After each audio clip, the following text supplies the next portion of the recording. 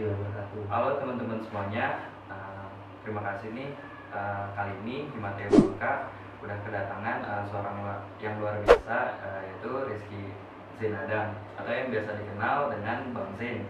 Nah, mungkin dari Bang Zen sendiri bisa diperkenalkan terlebih dahulu. Langsung aja mungkin kan udah dikenalin juga nih namanya Rizky Zenadang. Biasa gue dipanggil Zen, gue lu aja ya karena nih sama teman-teman semua ya. Boleh kan nih tapi? Boleh, nggak apa-apa. Saat ini kesibukan gue kerja di salah satu perusahaan telekomunikasi pada bidang data engineer. Sebelumnya sama, gue kuliah sama teman-teman, gue kuliah di UHAMK Fakultas Teknik angkatan 2015. Nah, sebelum kita masuk ke Business Intelligence, mungkin kita bisa cerita dulu nih pengalaman Bang Zen terkait di Hima TI ini seperti apa, Bang? Perkenalan di Hima TI ya, gue di Hima TI sih diamanahkan pada 2016-2017 waktu gue menjabat itu sebagai ketua bidang 2. Nah, kalau emang tadi kita sangkutin dengan bisnis intelijen, sebelumnya itu gue sering ikut PKM bro, gue sering ikut PKM sama angkatan 2014 yaitu Alfi Ramdhani. Gue sering ikut PKM dan di sana gue diajak tuh dari gue maba semester 1 di bulan November atau Desember gue udah diajak buat ikut PKM tuh. Sedangkan di situ gue masih nihil dong, kayak gue baru masuk kampus nih, jam kuliah gue juga jam masuk kuliah masuk, jam pulang gitu, jadi nggak ada istilah nongkrong atau ngumpul. Nah pas gue diajak ikut PKM itu, nah baru gue belajar tentang terbuka tentang IT ini. Ternyata banyak harus berinovasi gitu, harus inovasi sebagai mahasiswa juga harus inovasi sama kreatif gitu. Nah di PKM ini sebenarnya awal mula gue terjun di bidang IT nih, bener-bener IT ya, bukan kuliah IT. Kalau kuliah IT mah masuk pulang juga bisa, cuman yang berbicara tentang bagaimana sih seorang IT itu, nah itu ada di PKM. Nah itu dipacu buat kreatif dan inovasi seperti itu. Yang berarti terkait PKM yang dinaungi oleh Bangka ini itu bisa membuka Bang Zen untuk tertarik ke dunia IT ya, Bang? Sangat tertarik. Awal-awalnya tuh karena bikin judul kayak iseng-iseng tuh, kayak gue baru masuk kampus, baru diajari, baru tahu kayak membuat website seperti apa. Nah disitu gue belajar buat kreatif gitu, bagaimana mengembangkan sistem. Kayak pertama kali gue kalau nggak salah tentang EKTP tuh gimana proses pendataan. Terus di tahun berikutnya gue ikut lagi tuh PKM.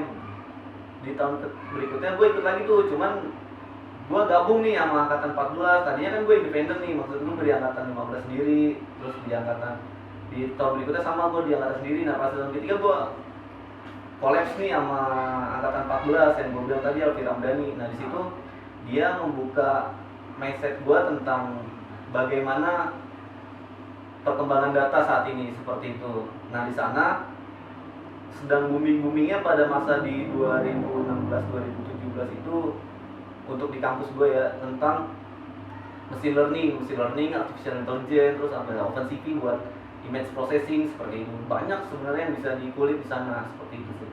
Nah, dari PKM sendiri sebenarnya Bang Zen waktu join PKM itu ada nggak Bang project-projectnya sendiri? Untuk project PKM itu emang per PKM itu dia project ya. Kayak pertama tadi gue buat proposal dulu sih, proposal. Nah proposal yang gue lolos sampai pendanaan ya, gue nggak lolos buat di Timnas.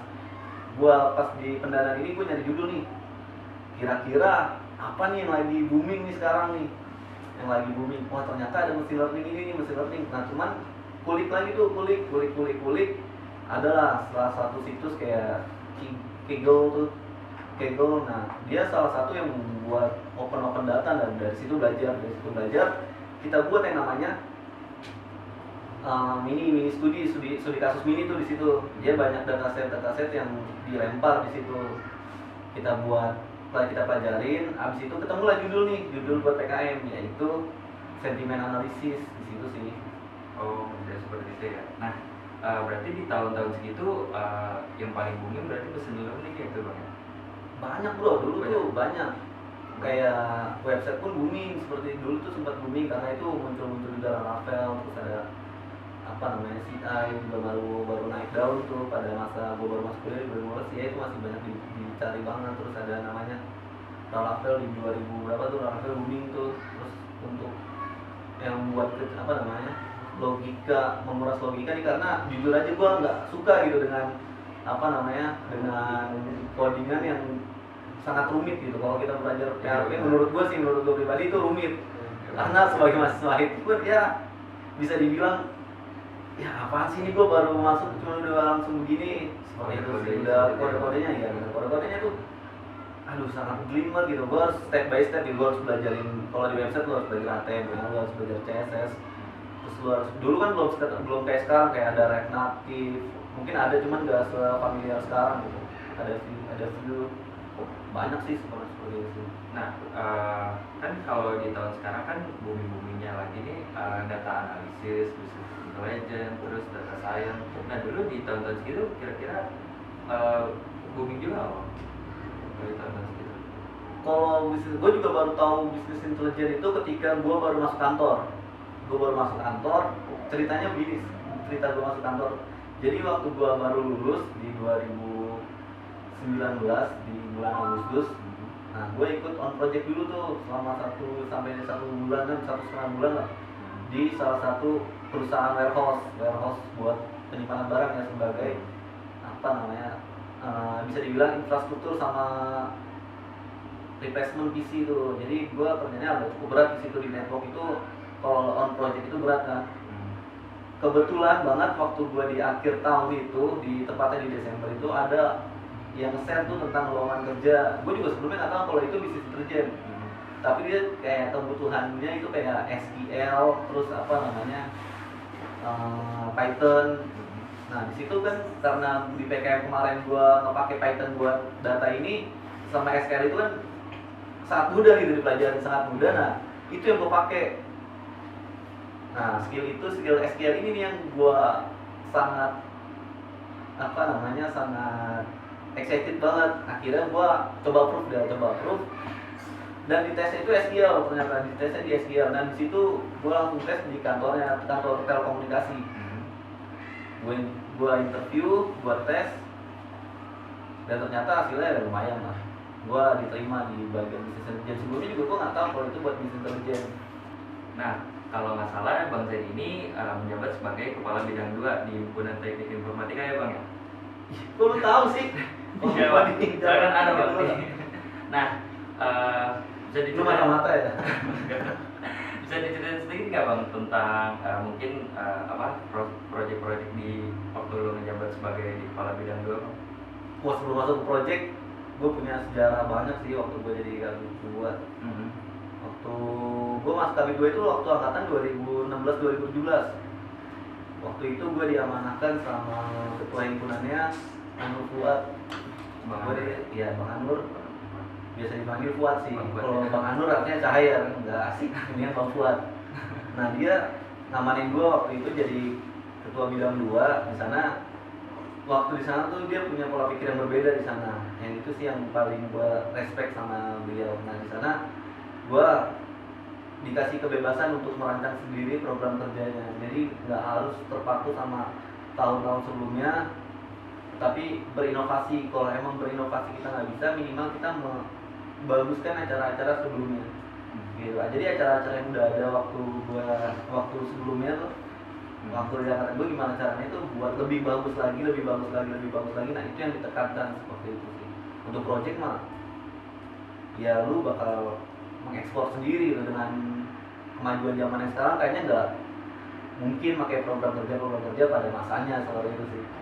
Jadi permasalahan juga beda juga ya Bang? Beda bro. Nah dari background lo sendiri apa sih Bang yang kenapa lu bisa tertarik di dunia IT? Gue tertarik di dunia IT itu awalnya gue masuk kuliah itu waktu SMA itu gue jurusan IPS. Gue masuk jurusan IPS nih, kalau kata orang nih salah jalur. Nah gue gitu ya semacam loncat gitu kayak apaan sih ini masuk teknik informatika. Jadi sejarahnya itu waktu SMP gue sering main warnet. Di situ cuman di luar batas anak-anak pada umumnya main warnet, cuma main game gitu. Gue dibatasnya kayak gue udah main di gue udah ngerti di IP. Karena untuk di warnet gue tuh istimewanya dia nyampung game-game di servernya dia. Jadi gue sempat ngambil game tuh pakai IP, file sharing tuh SD itu udah belajar sih. Gue tertarik nih, terpacu. Sampai setelah lulus kuliah, ada sempat keraguan juga sih, sempat keraguan buat ngambil di IT ini, tapi gue membulatkan tekad bahwasannya gue kuliah di IT itu nggak mau kalah sama yang lulusan SMK, apalagi SMK TKJ gitu. Kalau mau otomotif mungkin boleh lah kalah gue, seperti itu sih. Oh berarti walaupun sering ke warnet tapi ada motivasi sendiri untuk belajar di dunia IT ya bang? Iya bro, pasti, karena yang tadi gue bilang, kalau gue menganalisis itu waktu gue lulus SMA itu, di situ boomingnya waktu itu Android, BlackBerry udah turun tuh, Android muncul tuh dari Android. Nah dari situ perkembangan IT maju banget gitu, aplikasi-aplikasi banyak nih di Android bisa dikembangin. Dari situ gue belajar bahwasannya IT kedepannya makin berkembang gitu, makanya gue ngambil kuliah IT. Sempat ragu juga sih sebelumnya masuk UAMTA seperti itu, cuman akhirnya gue masuk kuliah di UAMTA aja karena ya Muhammadiyah bro, seperti itu. Mungkin kalau podcast nggak apa-apa kan gue Iya. ngomongin seperti itu. Nah, sebelumnya waktu lu kuliah ada kesibukan lain nggak sih bang selain di himpunan TI sendiri? Kesibukan waktu gue kuliah itu banyak bro, karena gue pernah ikut PKM. Gue kuliah juga sambil, dulu tuh zaman-zamannya ojek online tuh. Gue pada saat gue kuliah di semester 2 semester 3, laptop gue rusak. Nah di situ gue daftar ada tuh aplikasi online namanya Uber. Di situ Uber kan banyak orang yang mengejat bahwasannya Uber itu nggak bagus tuh di situ. Nah tapi bagus sih di situ, seperti itu. Nah, dari berarti lu dari sebelum Himatea sendiri lu ikut PKM dulu ya bang? Atau lu ikut Himatea dulu baru ikut PKM? Dari awal masuk Awal itu masuk. gue udah didoktrin buat ikut PKM, karena waktu itu, nah itu juga menjadi landasan gue sih buat nanti kita gue bakal cerita kenapa gue masuk himpunan sih, karena ada angkatan yang di atas buat ngajak gue PKM bro. Gue diajak PKM dengan doktrinisasi bahwasannya nanti lu nggak bisa lulus kuliah tanpa skripsi gitu. Mana ada orang yang nggak mau ya kan? Udah tuh mikirin skripsi tuh, wah menjelimet banget kan, berat banget gitu kan? berat, makanya itu ikut PKM bro. Cuman ya udah berapa kali gagal gua. Pertama ikut PKM, tahun kedua ikut PKM gagal lagi. Nah tahun ketiga nih alhamdulillah banget tuh lolos, seperti itu. Berarti yang membuat lu tertarik untuk ikut PKM berarti ya untuk biar nggak ada beban di kedepannya gitu ya bang? Niat jahatnya itu bro, Niat jahatnya itu biar gua nggak skripsi. Seperti itu sih. Kalau gua lihat biaya skripsi mahal nih ya kan, gimana caranya gua nggak skripsi. Tapi pada dasarnya ya skripsi juga sih tetap, cuman PKM juga tetap, dan alhamdulillah lolos sampai perdana. Jadi gue sempat merasakan duit PKM lah, gimana caranya. Gue juga on project, tahu namanya scheduling tuh, penjadwalan. Karena kalau di skripsi itu juga sama ada penjadwalan, cuman gue di semester berapa, semester yang gue pengen masuk masa skripsi, cuman gue belum sampai sana gitu. Nah di situ gue pelajarin buat secara penulisan seperti itu. Nah nanti pas gue skripsi tinggal implementasinya aja sih, seperti itu. Itu nikmatnya di situ. Kalau bulan puasa namanya bukanya di situ tuh, seperti itu sih. Nah kalau itu kan tadi lu udah cerita nih terkait ketertarikan lu masuk PKM jadi mana, kalau udah lu tertarik masuk himpunan itu sendiri gimana bang? Kalau untuk masuk himpunan tertariknya itu pertama doktrinisasi PKM, yang kedua gue ngeliat apa namanya teman-teman pakai PDL ini ganteng gitu. Ganteng ini keren. Kalau emang cewek sih biasa aja gitu, kalau ngeliat cowok ganteng gitu kalau pakai PDL gitu, seperti itu sih. Bukan gue nggak normal nih ngeliat cewek pakai PDL biasa aja gitu, enggak. Cuman kalau gue ngeliat cowok pakai PDL tuh ganteng, ngeliat cewek juga mungkin ada apa namanya jiwa-jiwa teknikanya. Kalau pakai PDL itu sangat muncul gitu, sangat ada wibawanya, ada apa namanya elegan lah kalau gue lihat nih, seperti itu. Jangan jadi produktivitas teman-teman yang pakai PDL itu jauh lebih banyak daripada orang-orang yang kuliah pulang. Nah gue tuh awal baru masuk kampus itu gue kuliah pulang sih, seperti itu. Jadi awal dulu masih kupu-kupu gitu ya bang? Kupu-kupu, sangat kupu-kupu kan. Kupu-kupu ya. Berarti Himatea ini bisa apa ya, membuat lu jadi mungkin lebih baik lagi, keluar dari zona nyaman seperti itu ya bang? Iya bro. Gimana nggak keluar dari zona nyaman kalau emang kupu-kupu itu kuliah pulang terus balik lagi siang tuh. Misalnya gue masuk pagi itu 7.80 masuk, jam 9 kelar. Nah gue ada matkul lagi jam 3 sore. Nih gue pulang kan gitu, gue tidur atau mau makan seperti itu. Tapi pas gue masuk ngeliat teman-teman sebelumnya yang himpunan, dia produktif gitu, dia ada rapat, terus dia ada semacam kayak ngumpul ngebahas sesuatu, itu yang membuat gue tertarik gitu. Jadi gue nggak pengen kuliah pulang awalnya dari ngeliat seperti itu sih. Gue dirangkul juga sama angkatan yang atas, terus di apa namanya, dirangkulnya juga dalam hal keilmuannya sih lagi itu. Iya, tentang apa namanya teknologi, terus gue mau bahas kajian-kajian juga seperti itu. Jadi sangat luar biasa orang-orang yang pakai PDL. Makanya di situ gue sangat respect dan sangat suka gitu kalau melihat orang-orang yang pakai PDL, khususnya di teknik informatika sih seperti itu. Kalau nggak salah tadi lu sekarang kerja di sebagai salah satu telkom di Indonesia ya bang. Nah apa sih bang yang bisa Telekomunikasi bro. Oh telekomunikasi. Kalau Bukan Telkom itu telepon. kan salah satu perusahaan, bukan mengenai Telkom. Oh iya, telekomunikasi. Nah apa sih yang bisa membuat lu bisa mendaftar di salah satu telekomunikasi itu bang? Pada awalnya gua lulus itu nggak punya apa namanya jiwa survive di programming. Bisa mah bisa, cuman gua nggak bisa apa namanya, kalau kata orang tuh otak kiri sama otak kanan harus kerja bareng buat di programming. Gua sangat berat di situ kan, sangat berat. Kalau emang logik gue bisa kayak gue di backend segala macam, kalau diajak sih bisa. Cuman perkembangan zaman sekarang tuh sangat berat kan di dunia IT. Nah untuk gue masuk ke kerja ke salah satu telco itu sebenarnya pada awalnya dia nyari yang fresh graduate ini di bidang, bukan di bidang sih, karena gue nggak tahu juga, gue ngeliat rulesnya doang, jadi gue nggak tahu itu posisi apa. Nah di situ ada rules tuh SQL, Python pernah gue pelajari di PKM, SQL itu gue pernah pelajari di kampus nih sampai benar-benar kayak apa namanya, bisa dibilang matang lah, SQL-nya matang. Python ini yang gue pelajari di PKM nih, gue coba play, di situ gue coba play. Ternyata waktu gue tes hari pertama itu tentang SQL doang bro, tentang SQL, dan di situ bukan SQL doang sih, tentang SQL lah, tentang join table seperti itu sih. Nah pas gue kesana pertama kali, gue sangat excited banget kan, karena ini perusahaan gede banget, itu ada 20 lantai. Gue interview di lantai 24 gitu, dimana lantai paling tinggi nih. Gue mikirnya kalau gue gempa di situ, gue turunnya nggak bisa nih ya kan. Jauh banget ya. Seperti itu sih. Tinggi banget kan. Kalau gue interview kan belum kerja, kalau udah kerja enak ada tanggungan kan. Tinggi juga. Seperti itu, jadi awal mulanya seperti itu tuh. Nah tadi kan di tesnya itu kan tentang SQL sama Python ya. Berarti dari sebelum lu menjabat sebagai salah satu bidang di sana, kira-kira ada skill-skill tertentu nggak yang harus dipunyain untuk dia ke sana?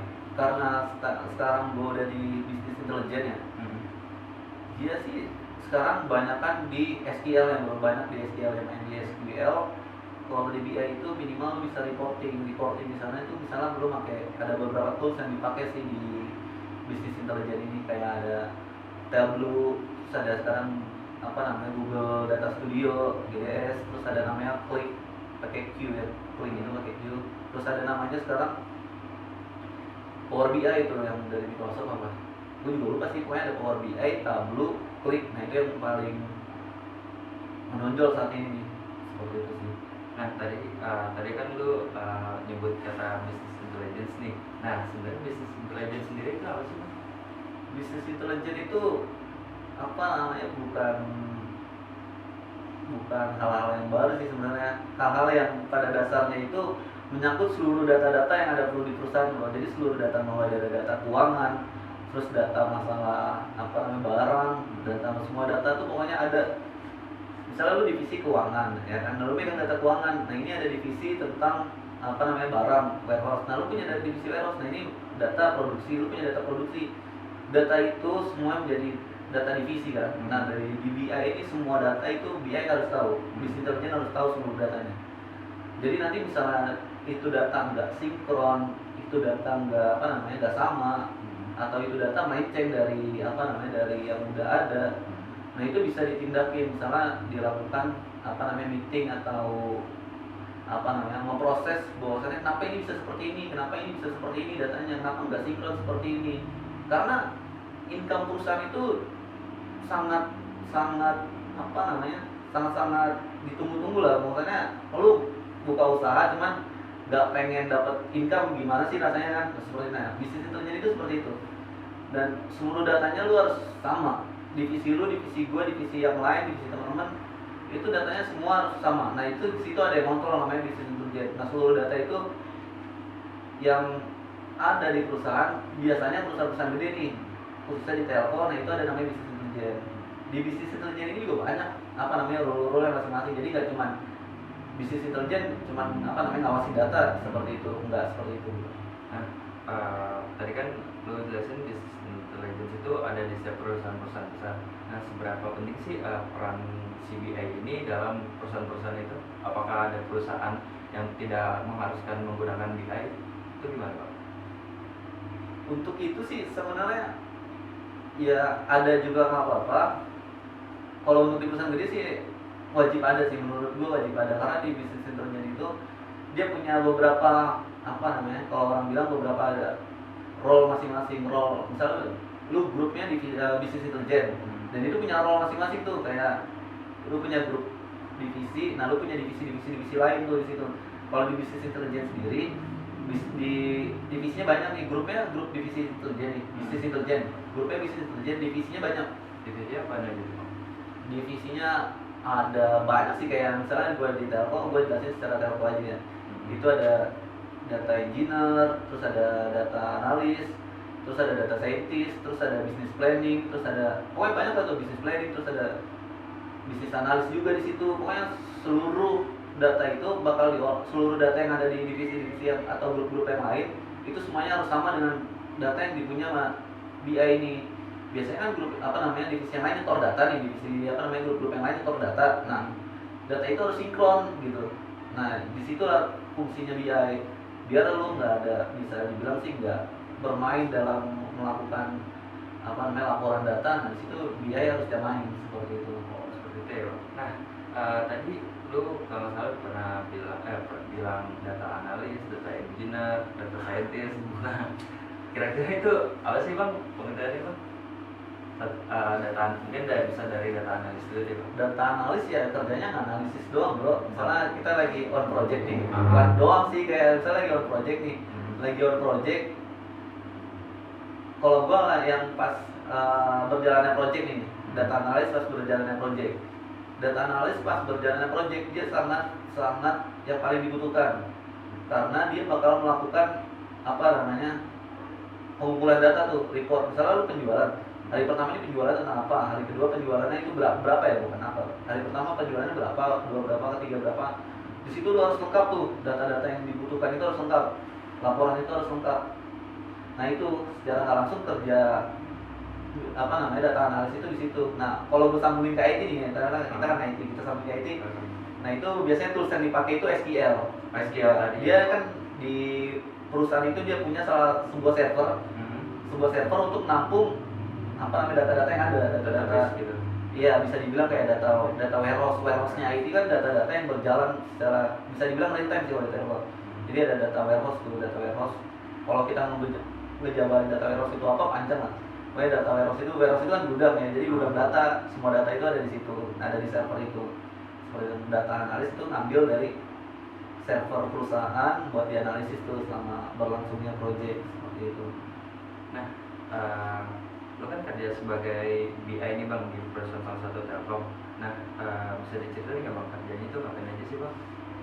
Nah, untuk di BI ini sebenarnya ada beberapa pekerjaan yang cukup rumit dalam arti setiap ada misalnya lu grup divisi lain, gue grup divisi lain nih, ya kan? Lu mau pengen minta grup divisi gua, itu nggak bisa, lu harus ngirim data ke BI. Jadi minimal emailnya itu lu ada CC, ada ACC. Ada biasanya email tuh ada tuh ke siapa sama bawahnya itu CC mengetahui biasanya sih. Oh. Biasanya email itu begitu. Nah, lu kalau mau minta data itu harus ada CC-nya. Misal lu CC ke bagian bisnis intelijen. Misalnya di situ ada data engineer itu. Nah, biar si tahu nih bahwasannya lu minta data ke sini. Jadi nggak sembarangan kita nge-parsing data. Nah, di bisnis intelijen itu banyak email orang yang minta data ini lewat BI ini seperti itu. Karena itu kan data krusial gitu. Data itu kan sangat krusial. Karena kalau gue di Telkom nomor lu sangat apa namanya bahaya gitu. Misalnya nomor lu itu nomor yang kayak presiden atau nomor menteri itu kan kalau lu sampai tahu kan, terus lu buat penipuan kan sangat, apalagi sampai lu jual tuh nomor itu sangat ya, lu menguntungkan buat lu tuh merugikan buat perusahaan. Seperti itu, apalagi kalau lu di bank seperti itu sih. Nah, kira-kira ini kan masih bahas tentang proyek nih. Ada nggak proyek yang menurut lu penting banget nih atau besar banget gitu? waktu lu ngejabat sebagai DBI? Kayak gini bro, kayak sekarang ini zamannya COVID-19 ya kan. Nah lu kan dapat iklan tuh, dapat injek kan pulsa-pulsa gratis tuh. Pulsa-pulsa gratis. Nah itu biasanya reporting itu BI itu yang ngurus tuh. Dia ngumpulin data, terus BI juga yang melakukan pelaporan. BI itu kan ada data analisnya. Nah data analis ini yang buat ngelaporin nih, nge-report seperti itu. Nah data engineer yang tugasnya ngebuat nyari data, kira-kira kayak gimana sih yang bagus untuk dalam ngambil database-nya, seperti itu sih. Nah mungkin teman-teman juga pada penasaran nih, dari tadi kita bahas BI, kira-kira kalau bahas gaji boleh kan nih Bang? Aduh, jangan bahas gaji bro. Kayaknya di Sangat rumit sih, pasti teman-teman pada biar mungkin ada tertarik di dunia business intelligence gitu. Dari business intelligence sendiri sebenarnya kisaran gaji itu berapa sih? Sekarang itu ya pokoknya di atas UMR lah. Di atas UMR ya? Iya, pokoknya jawaban di atas UMR itu yang gini bro, kalau lu udah cetak di dunia kayak programming gitu, lu udah apa namanya, bukan passion lu, padahal lu pengen minat di IT gitu. Itu ada dua jawabannya, antara lu survive di sana di bidang programmingnya, atau lu mencari wawasan baru tentang dunia IT seperti itu sih. Jadi kemarin itu gue sebenarnya sempat yang tadi gue bilang gitu, kayaknya nggak mateng banget gue di programming, karena di programming itu bahasa yang harus dipelajari itu pertama banyak, terus yang kedua itu ya bukan gue banget gitu kalau buat di programming, padahal gue IT nih. Nah seperti itu tuh, makanya gue coba nih di data nih, ternyata gue lihat requirement-nya SQL, Python, seperti itu sih, karena itu masih di levelnya fresh graduate ya, lagi itu gue apply. Tapi yang data sekarang nih sangat, kebutuhannya juga sangat, requirement-nya di situ banyak. Kayak lu harus bisa sekarang ada namanya Hadoop, lu harus tahu Hadoop, lu harus tahu Kafka, lu harus tahu PySpark, lu harus tahu ETL proses tuh. Kalau lu bisa pakai SSIS, lu bisa pakai Pentao, lu bisa pakai banyak banget sekarang itu. Pokoknya ketika lu kuliah lu jangan sia-siain waktu lu deh. Intinya sih itu untuk sekarang. Iya, karena maksimalin. Iya. Fresh graduate sekarang kalau buat kerja itu sangat dicari. Sangat susah, bukan dicari kalau sangat susah. Apakah sangat susah? Maksudnya banyak saingan atau gimana? Bukan banyak saingan ya. Atau nggak terlalu dibutuhkan karena harus memiliki pengalaman terlebih dahulu? Bisa dibilang seperti itu bro. Lu harus punya pengalaman. Seminimalnya itu lu bisa nguasain toolsnya lah. Ya, last question nih Bang. Wah, bener banget nih udah last question. Ada pertanyaan terakhir nih. Nah, apa sih perannya BI ini dalam industri 4.0 di Indonesia ini Bang? Kalau berbicara BI yang tadi gue bilang itu ada data scientist, data analis, data engineer, terus ada macam-macam lah. Perannya BI ini sangat penting bro. Karena apa? Karena lu bisa manfaatin data yang ada. Lu sekarang ini belajar, lu manfaatin data yang ada dulu deh. Misalnya data-data di Twitter bisa lu ambil. Kan orang-orang nge-tweet tuh data itu bisa lu ambil. Nah itu lu bisa olah.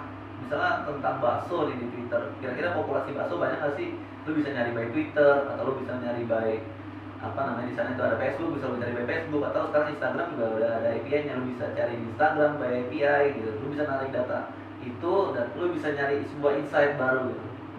Atau dengan analisis kecilan aja nih, kayak misalnya lu analisis sebuah handphone, kalau lu mau beli handphone kan kira-kira lu kalau mau beli handphone ini kira-kira berapa bulan ke depan masih layak apa enggak sih? Nah itu kan sebenarnya dalam nggak sadar kita sedang menganalisis sebuah data biar kita dapat sebuah keputusan. Nah seperti itu sih peran BI itu sebenarnya lebih ke arah data dan keputusan, insight, wawasan tentang data yang ada, seperti itu.